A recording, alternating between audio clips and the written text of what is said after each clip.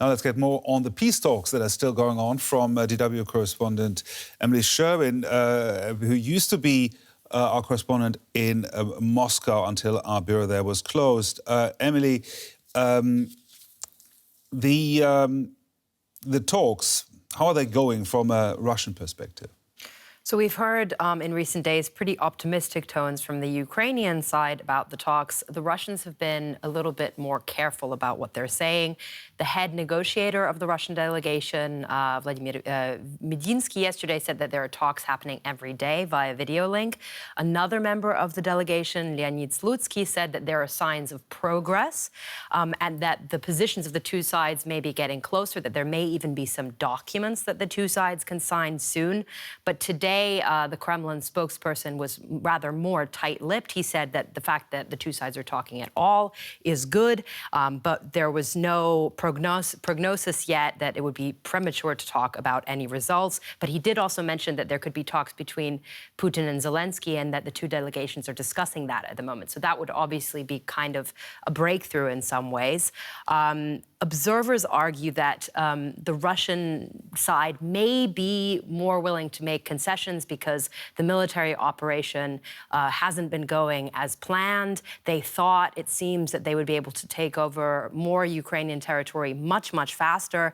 And now they're encircling various cities, including, advancing on Kiev. And that may be an attempt to put pressure on the Ukrainian side by kind of besieging various cities in order to get what they want in the negotiations. Emily, I want to talk to you about something that happened last night when a journalist with the country's state-run broadcaster stormed the main news program holding a sign that read, "No war, stop the war, don't believe the propaganda, they're all lying to you." She was quickly arrested and hasn't been reachable since. Before she was arrested, she posted this video. In the last years, unfortunately, I've been working with Kremlin propaganda on Channel 1, and I feel very much ashamed of that. I am very ashamed that I allowed such lies on TV. I allowed the brainwashing of the Russian people.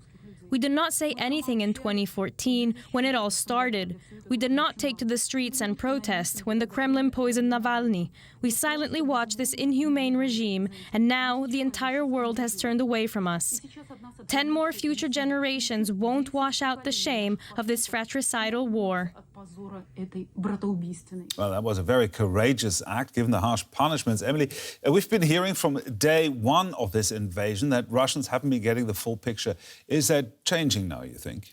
I would say no, and an indication for that is even the fact that even critical media outlets who did report on the fact that Marina Ovsyannikova, took to state TV with that anti-war poster, they were having to blur the poster because it mentioned the word war, which Russian authorities say you're not allowed to call it a war. It's a special operation, and they are obviously being very careful as well because there's this new law that means that if you spread fakes about the military or about Russian soldiers, you can get up to 15 years in prison. And actually, there are media reports that Marina Ovsyannikova herself, who we just saw in that clip, that the investigative committee in Russia has maybe begun investigating her as well under that new law, so she may face up to 15 years in prison.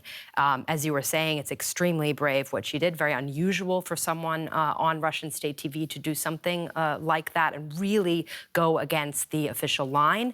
I would say that in general, it's harder and harder now to get any information about what's happening in Ukraine that doesn't toe the state media line. Most independent media outlets have been blocked. Many independent journalists have been forced to leave the country. Facebook and Instagram are now blocked in the country as well. And you can, of course, access some of these media outlets if you use a VPN, which means that you're essentially, downloading software that means you can hide where you're located, hide your IP address, pretend that you're in a different country apart from Russia. But not everyone knows or cares enough to try to do that and to really look into what's happening.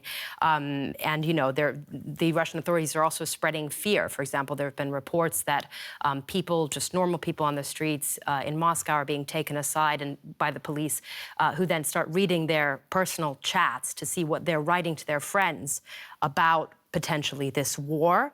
And many people believe state TV, especially in the older generation. There have been a lot of reports as well from people in Ukraine who say, I've been talking to my relatives in Russia about what's happening, about the fact that we're being bombed, and they don't believe me.